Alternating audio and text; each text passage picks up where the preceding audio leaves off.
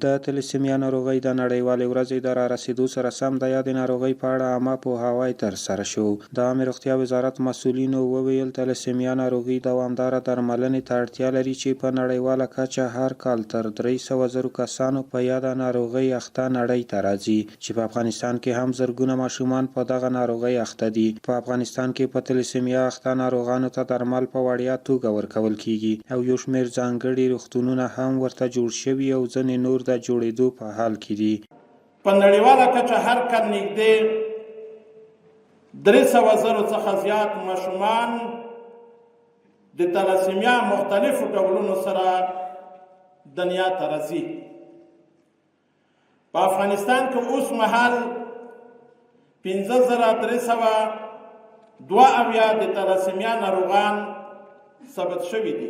زموږ لیدلوری دا دی چې د تلاسیمیا ناروغان نه یوازې ژوندي پاتې شي بلکې په عزت، سلامتیا او خوشحالۍ ژوند وکړي. د تلاسیمیا او هیموفیلیا ناروغانو ته وړیا دوا هم برابره شوې ده. د ولایتي روغتونونو په کچه د تشخیص اسانتیاوې برابرې شوې دي او یو شمېر ولایاتو د دې ناروغۍ لپاره مشخص مراکز جوړ کړي او ځینو کې د کار لاندې دي. د عامې روغتیا وزارت مسؤلینو له هیوادوالو وغوښتل چې د تلیسیمیا په ناروغۍ اخته کسانو ته وینه ورکړي ځکه دا ډول ناروغان په دوامداره توګه وینې بدلولو ته اړتیا لري.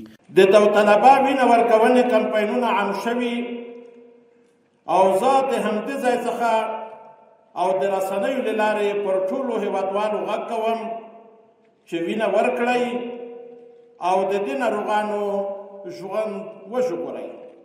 ستاسې وینه موږ ته ارزښت لري ځکه همدا باعث دی چې زموږ د ژوند ډیوه تر دې دمه روښانه ده.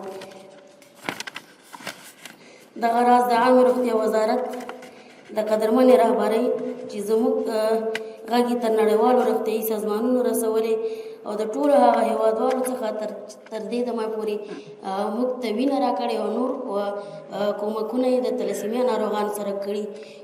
مننه کوو. د دې څخه په ټولو هیوادوالو ټولو شتمنو هیوادوالو په وزارت باندې په نړیوالو مؤسساتو باندې په خیریه بنسټونو باندې په شتمنو کرکټ بورډ مشرانو باندې همداسې محمد نبي راشد خان باندې غږ دی چې راشي او دغه مریضانو لپاره سنټرونه جوړ کړي، دغه مریضانو ته خدمت وکړي. دغه مریضان ډېر کړېدلي او ضرورېدلي دي. دغه مریضانو لپاره درملو برخه کې همکاري وکړي. دغه مریضان کې ځوانانو ته پیغام دی چې راشي تاسو د وینې برخه کې همکاري وکړئ، راځئ په ګډه دې سره همکاري وکړئ. دا ډېر ضروري او کړېدلي دي. ډاکټر وحدت الکوزي د عامې روغتیا وزارت معالجوي طب رئیس وویل تلیسیمیا ناروغي په نږدې خپلوانو کې د واده کولو په نتیجه کې یا نورو عواملو له امله رامنځته کیږي. موږ به د تلیسیمیا ناروغانو لپاره د پرمختللې ټکنالوژۍ په مرسته د درملنې زمینې ورته برابرې کړو.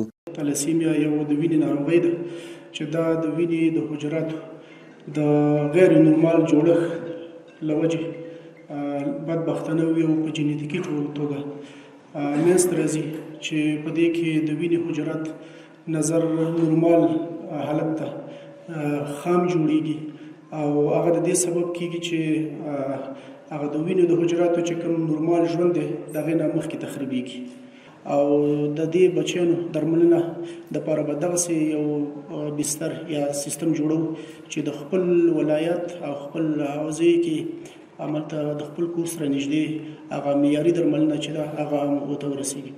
د روغتیا د برخې متخصصینو وویل تلیسیمیا د ټولنې د وګړو لپاره اندېښنې رامنځته کوي او د ټولنې وګړي ټول باید د دغې ناروغۍ په وړاندې مبارزه وکړي. تلیسیمیا یوه ارثي ناروغي ده چې د میندو یا پلرونو یو نیمګړی جینین له امله یې ماشومان په تلیسیمیا اخته نړۍ ته راځي. د ډول ناروغانو په وینه کې ستونزه وي او ناروغان یې په دوامداره توګه وینې اخیستلو ته اړتیا لري.